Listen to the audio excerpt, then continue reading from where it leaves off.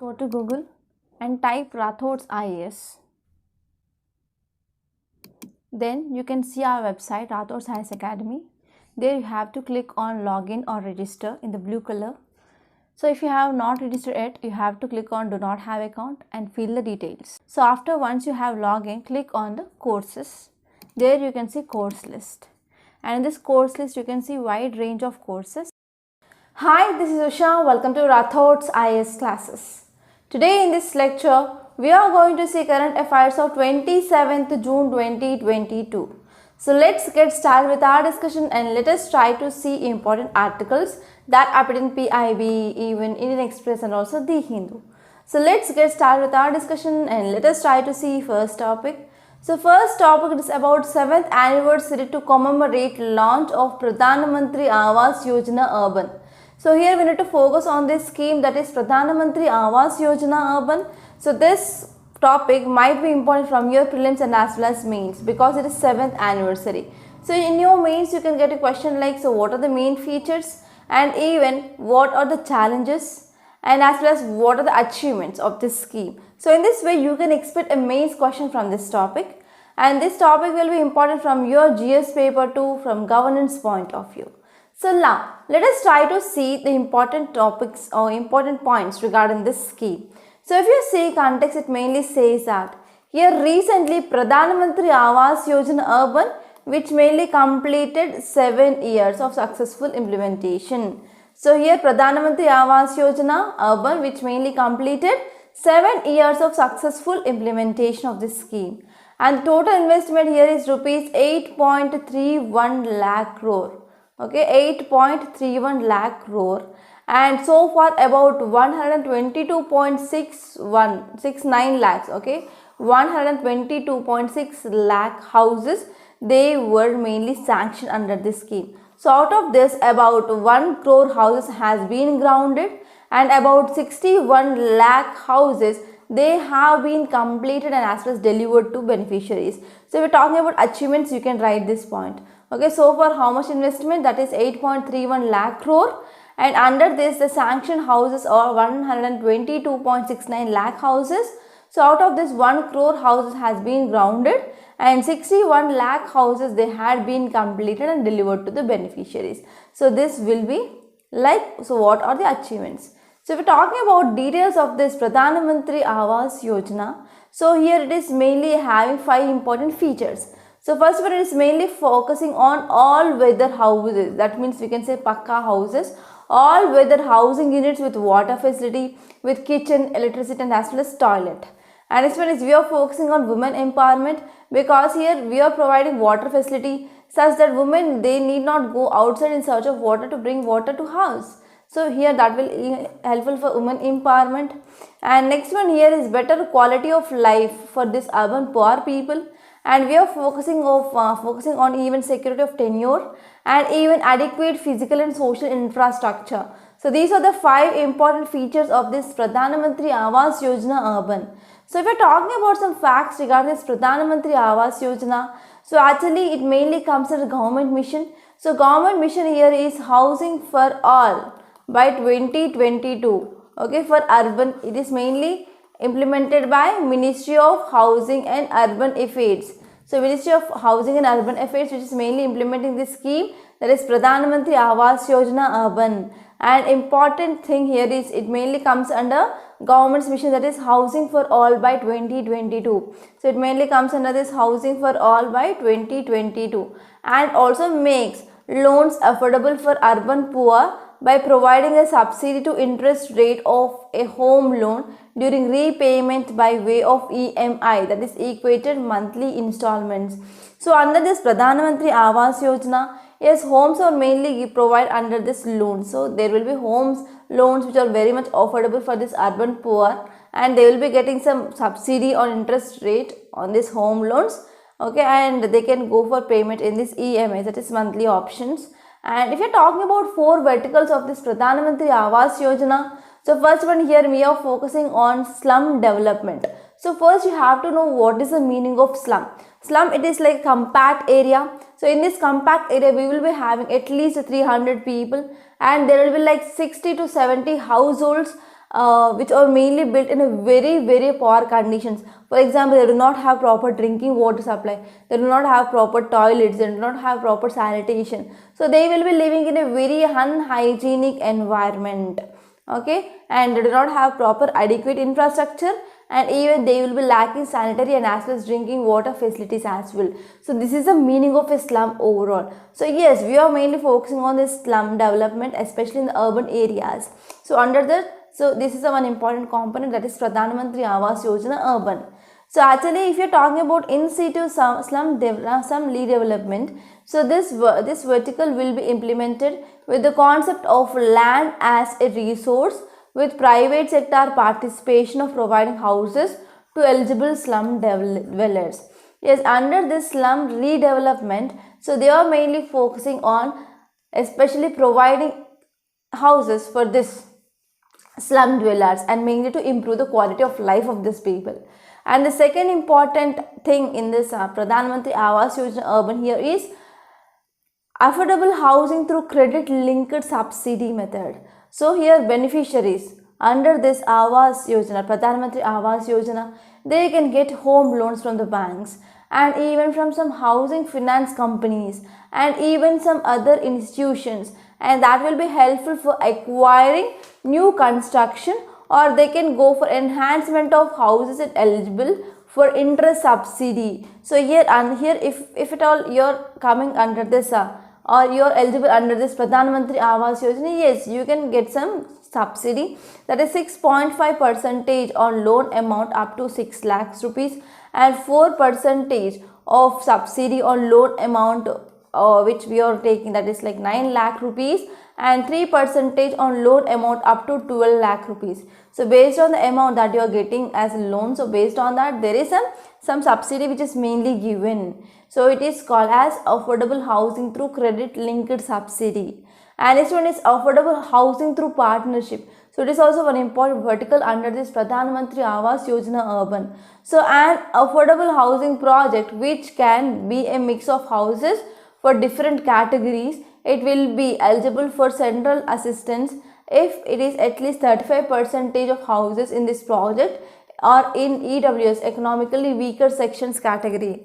So if you are taking any community where they are going for developing of houses for this at least 35% of houses for this economic weaker sections of society, then they will be getting affordable housing through this partnership. So under this affordable housing project, it can be the mix of houses for the different categories. Right, so if at all 35% of people, they are from this economically weaker section of society or category, they will be getting this affordable housing through partnership. And next one is beneficiary led individual house construction. So here under this, here central government which is mainly going to provide some assistance of rupees 1.5 lakh for this economically weaker section of society, and will be also provided the eligible families belonging to this EWS category for individual house or construction or enhancement as well.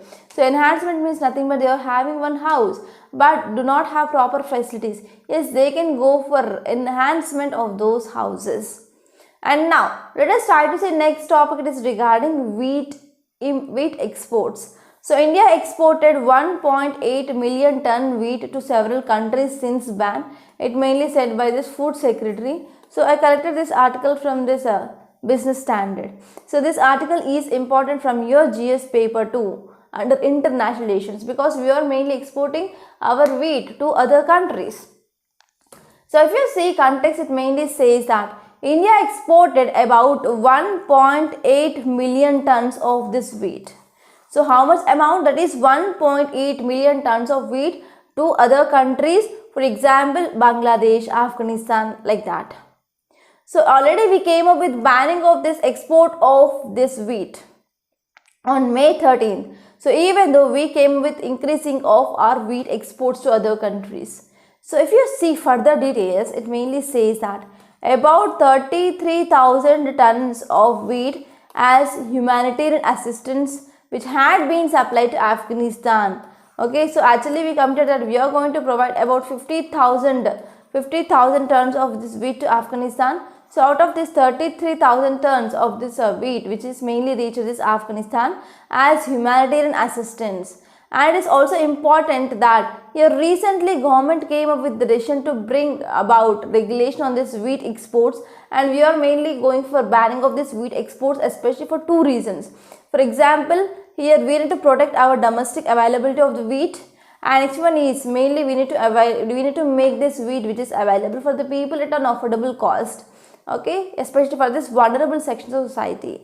And next one is India has nonetheless continued with its commitment to cater the genuine needs of neighboring countries and food deficit nations through government to government mechanisms, and also to fulfill supply commitments already made.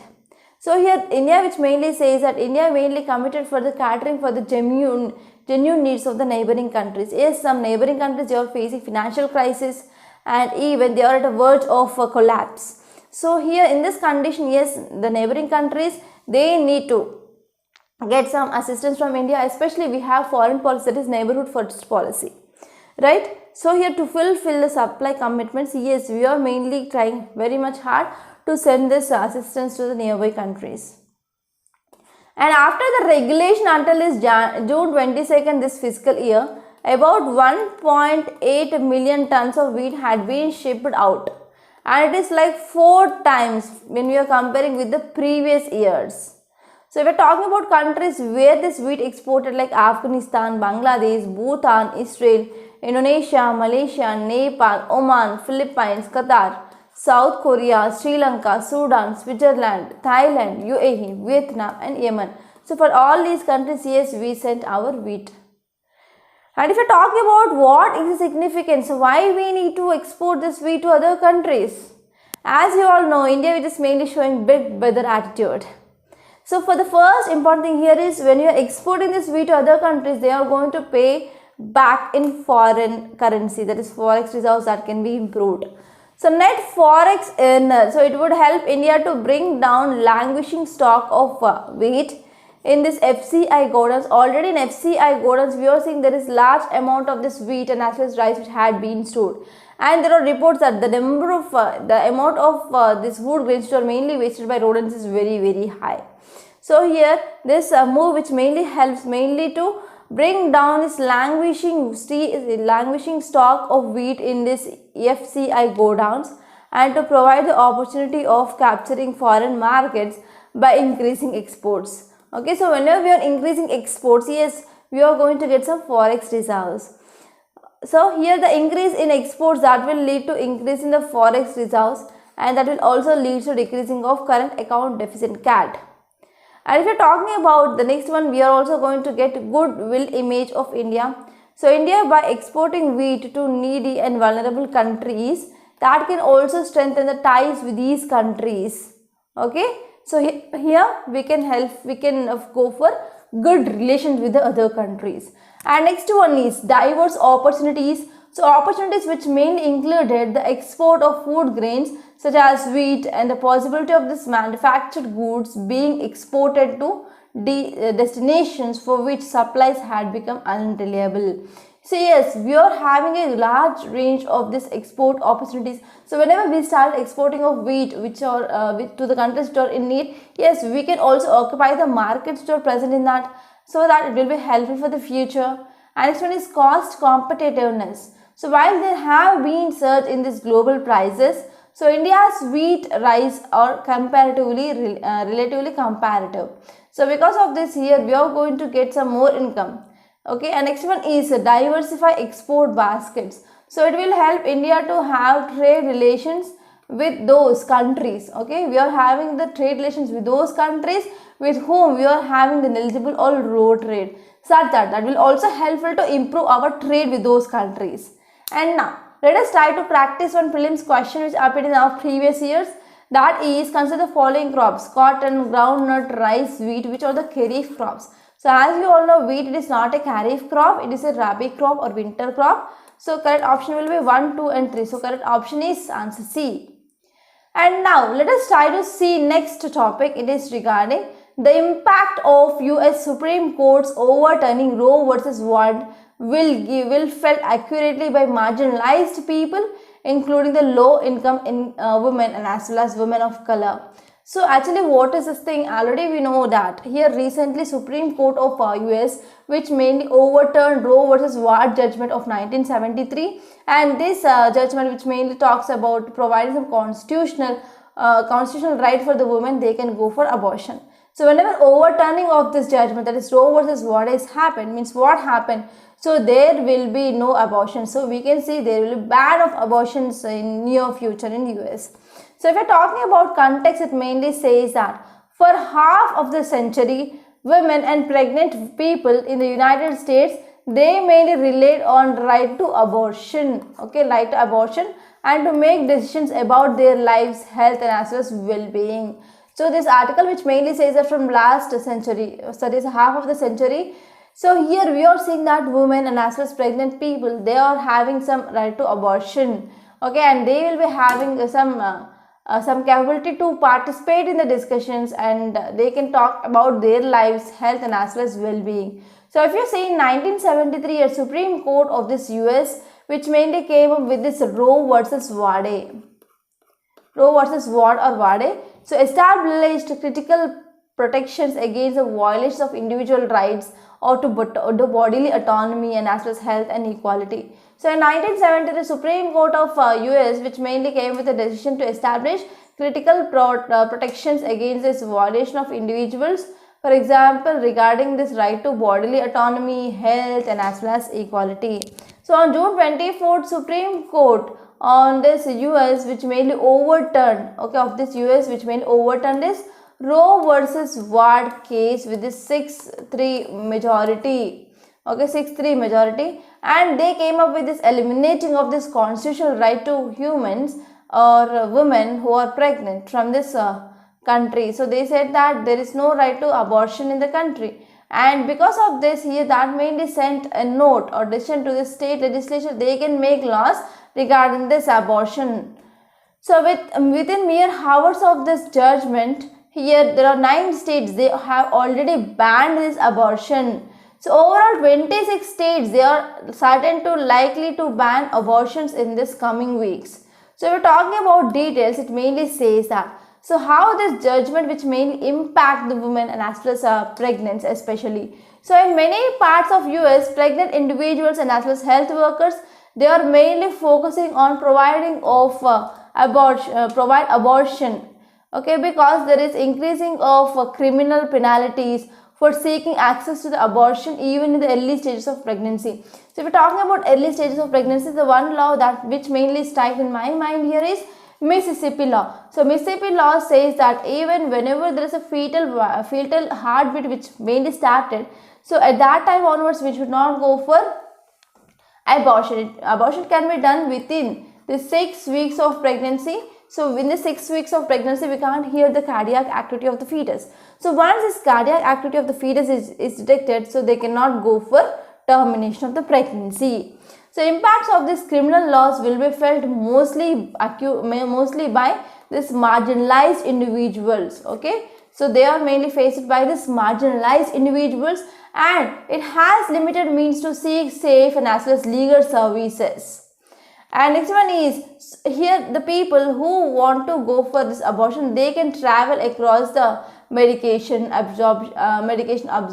abortion, but it will not be the option for everyone. They can come to the other countries or other states. So access to the abortion is a human right, okay. So access to this abortion is a human right, and is as well as it is very much essential to ensuring of health, equality, and as well as autonomy. So United Nations treaty monitoring bodies, some experts, they have repeatedly recognized that. So what is the harm that mainly leads from this criminal abortion laws, okay. And here they also said that we need to take some steps to protect the health of women and as well as maternal mortality and as well as morbidity. And next one is under this international human rights law as well. So countries they need to repeal this discriminatory criminal laws, including the laws to criminalize abortion as well, okay. And here this law which mainly says that we need to ensure women, the other pregnant persons and able to access to the safe abortion services both in law and as well as in practice. So here United Nations Human Rights, which mainly says that yes, countries they need to repeal these discriminatory criminal laws, including criminalizing of abortion, and to ensure women and other pregnant women or pregnant persons, they are able to have access to this safe abortion services. And as well as medical professionals, so we need to recognize that abortion is healthcare. So here World Health Organization, which mainly stated that abortion is an essential part of package of evidence-based rights respecting the reproductive health of people. So this is the thing which mainly said, and this is about impact of this Roe versus Wade. So now let us try to see next topic. Title says China upgraded firepower on LAC. So where is this LAC present? So India and China, they are sharing boundary. So the boundary between India and China, it is called as line of actual control. So what is the issue now? So actually since May 2020 onwards, we are seeing standoff across this line of actual control. So that also led to Galvan Valley incident. In that Galvan Valley incident, 20 soldiers, they had been lost their life. So what happened now here, recent intelligence reports which mainly says that China mainly upgraded its firepower across its LAC. So it came up with some advanced equipment across its LAC. So now let's try to see this topic in detail. So this topic will be important from international relations, which mainly comes under your GS paper 2. So now here context says that vastly expanded troop accommodation within 100 kilometers from this LAC. So if you see this is LAC, so within this 100 kilometers of this distance from this LAC, they came up with expanded troop accommodation, okay, and even long range artillery and rocket systems, and even they came up with upgraded defense systems, and they came up with expanded runways and hardened blast pens, etc. So in this way they came up with upgradation across this LAC region. So this is a thing which mainly said by recent intelligence inputs. So if you see details, it mainly says that in the western sector across this LAC region, the accommodation capacity is mainly for 20,000 troops in 2020 before the standoff which had been begun. And now, so this troop which had been extended to 1.2 lakh, okay, and they came up with the captive solar power energy and even hydro power projects along this LAC region, such that will be helpful especially for this Chinese People Liberation Army to have some sustenance capacity even in this winter, in this coming up winter. So if we're talking about some details regarding which are the weapons they came with upgradation. So here they came up with this armored regiment and they inducted JTQ-15 third generation modern light tank, and they mainly replaced the first generation and they came up with this third generation. And in terms of this technology upgrade, so they came up with fire control systems. They came up with this fire control systems of the tanks. So if we're talking about Indo-China border and evolution of this line of actual control, so India and China, they share boundary of 3,488 kilometers long boundary.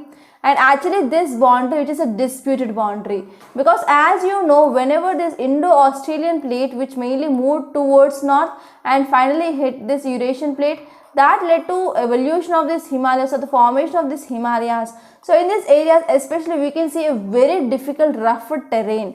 So because of this, so it is very different to demarcate where is this LAC which mainly actually passes through. And even we can see there are a number of lakes, a number of water bodies which are also present. For example, Pongyongso Lake, right? So here regarding this Pongyongso Lake also we have some dispute. Okay, so in 1913, here the British India government, they had tripartite conference and they came up with this boundary between India and Tibet. Okay, and after that what happened, a convention was adopted and that mainly resulted in delimitation of Indo-Tibetan boundary. And this boundary which mainly disputed by China, it mainly says that it is illegal. Okay, and next one here is in 1957, China occupied Xinjiang region and it came with building of roads in it. And this episode was followed by intermittent clashes along the border. And finally we came up with this line of actual control. Actually it is a military held line. And I want to give you one main question, that is creation of infrastructure that would help integrate border areas with the hinterland, create positive perception of care by country and encourage the people to stay on its border areas. So leading to safe and as well secure borders discussed. So please try to give the answer for this question. And one more prelims question here is, which Indian state or states share boundary with this China? So you have to select the correct option. And next question is regarding MSME. So why this MSME is in news today? Because on this June 27th it is World's MSME Day. So because of this there is one article regarding MSME, and actually this MSME, they are very important from our economy point of view, which mainly comes as GS paper 3. So now let us try to talk about this topic in a very great detail. So there are number of details that are mainly given in this article, and let us try to understand one by one, so that you will be getting some idea regarding what are these MSMEs, etc. So first of all, I want to give you one small homework for you students. So let me know definition of this MSME and as well as even what are the criteria for micro, small and medium enterprises. So recently the definition had been changed, so let me know what is the new definition.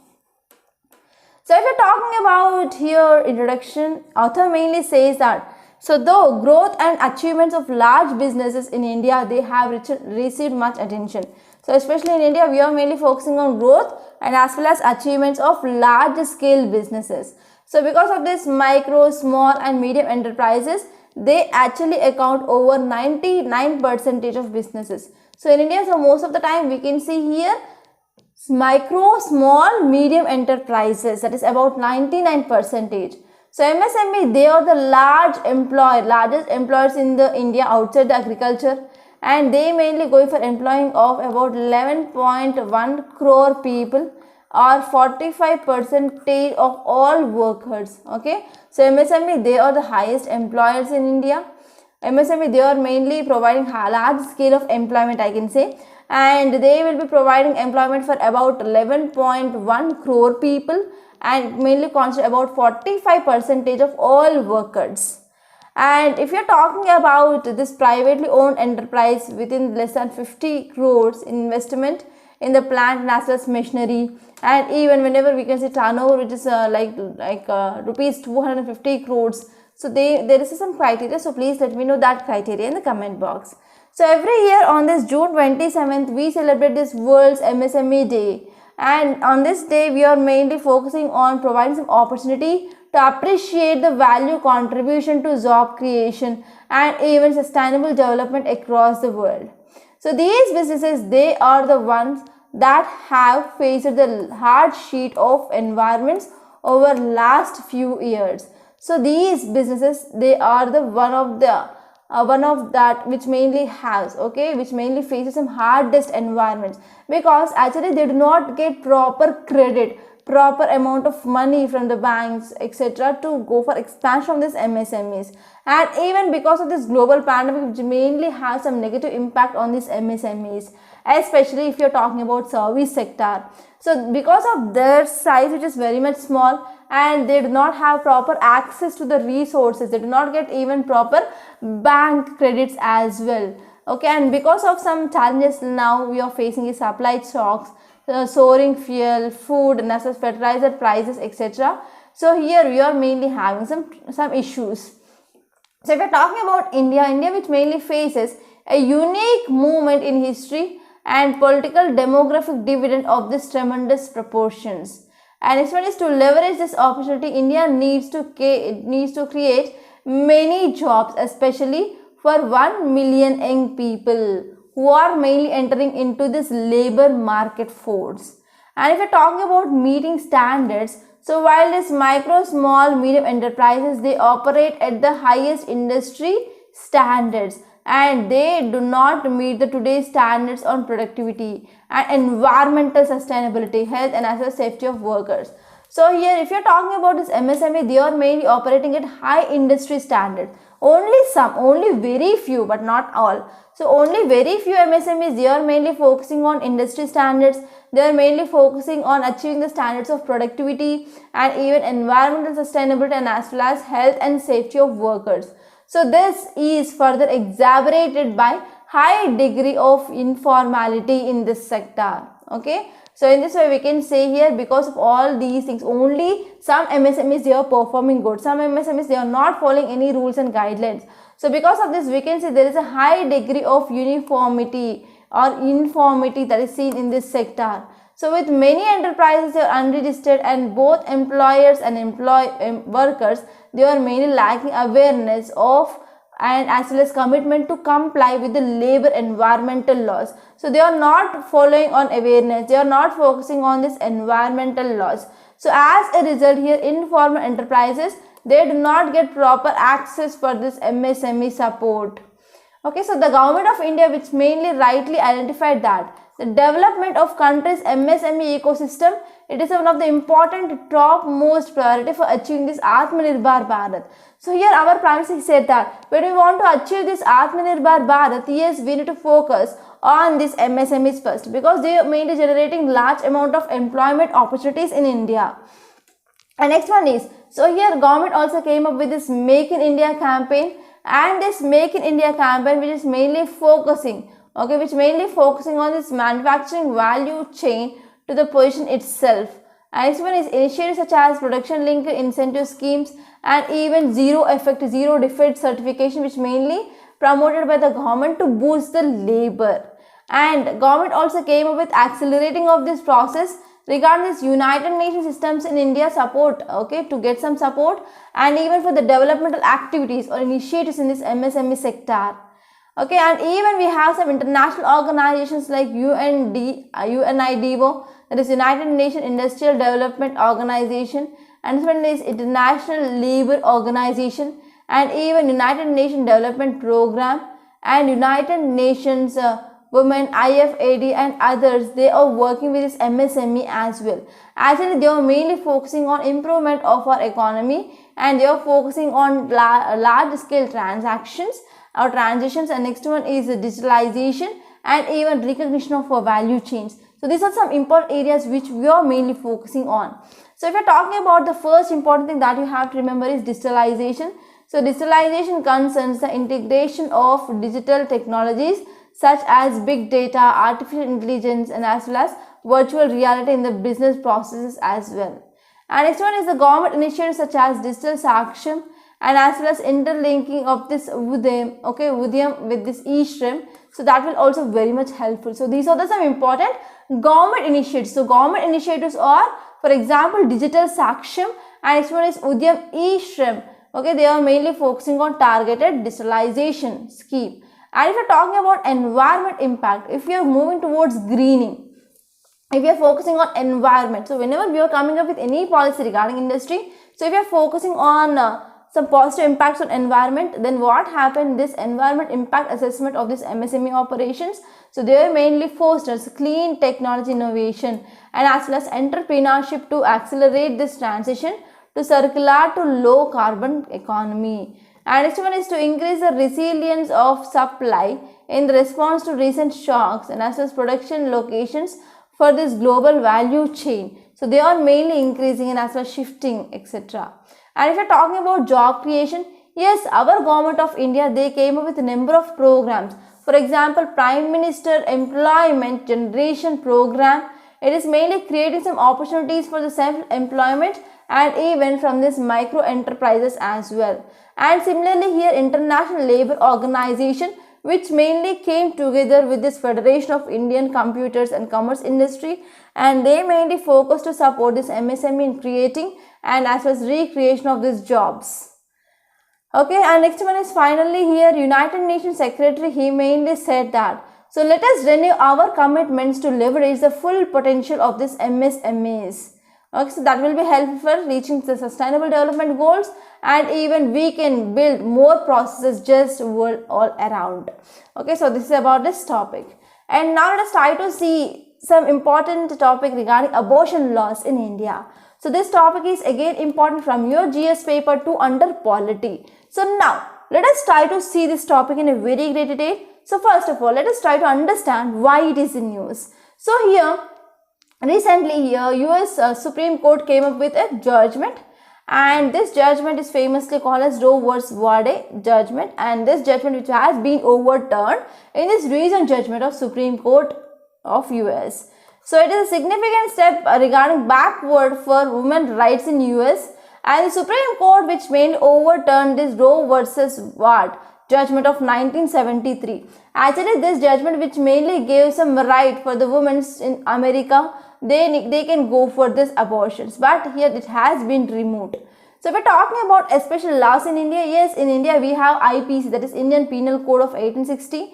It mainly says that abortion remains a criminal offence under the section 212. So it mainly says that voluntarily causing a woman with children to miscarry is an offence. Okay, voluntarily causing women with a child to miscarry, it is also one of the important offence, I can say, under this IPC. And even pregnant women who are mainly causing herself to misery is also an offender under this provision. So if we're talking about some other laws that are present in India, we have Medical Termination of Pregnancy Act of 1971, and recently in 2021 it has been amended. So this law, which is mainly providing an exceptions to this IPC provisions about the sets of the rules for accessing this medical termination of pregnancy. So the law which has been amended twice since the most recent set of these amendments being in the year 2021. So recently, as I said, we came up with this amendments in this 2021 to this Medical Termination of Pregnancy Act of 1971. Okay, so here if we are talking about key highlights, it mainly says that, so we can go for continuation of pregnancy, that would involve the risk of mother life. Then what happened? We can go for abortion. And if the pregnancy it is a result of rape or failure of contraceptives which mainly used by pregnant women, okay, then they can go for that. And if we talk about what is the procedure that need to be followed, so pregnancy can be terminated only for any of the following reasons. For example, here what happened, whenever the single medical practitioner up to 20 weeks of gestational age, then we can go for abortion. And if it is more than 20, that is 20 weeks to 24 weeks, we need two registered medical practitioners' opinion.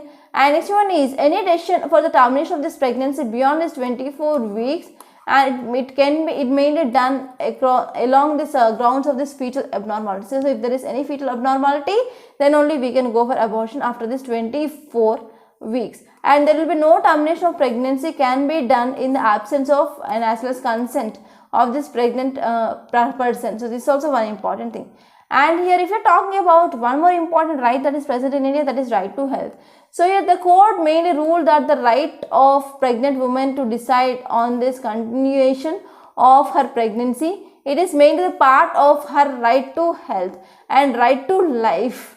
Okay, so now let us try to say today's question. The first one is regarding Delhi Sultanates.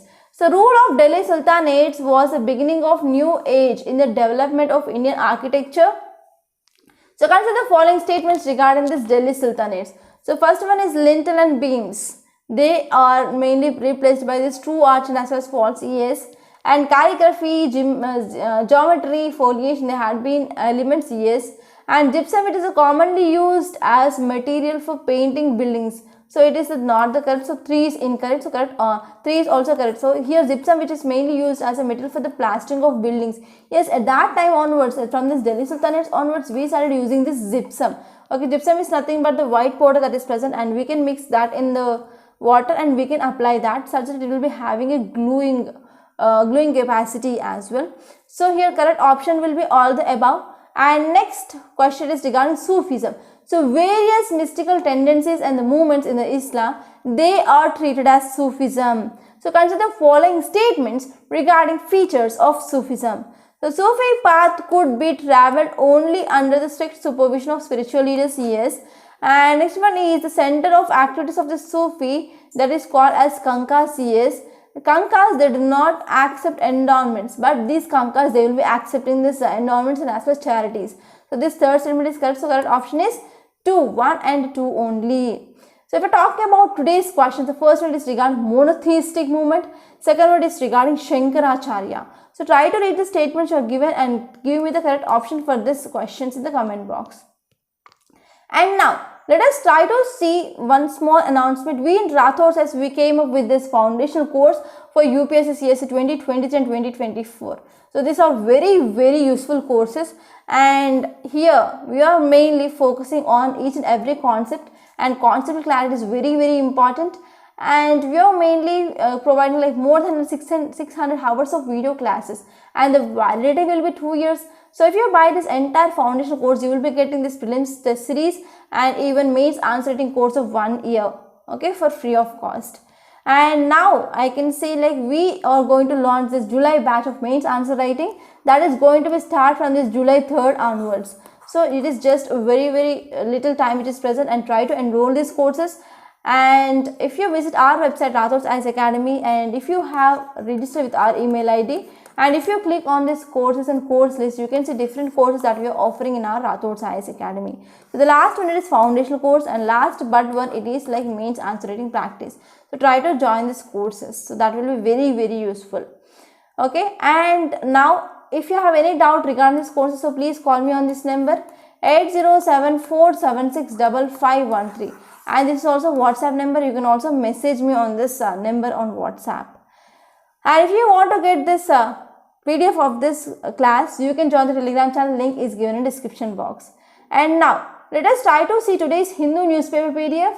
So this is our today's Hindu. Date here is June 27, and this is Delhi edition.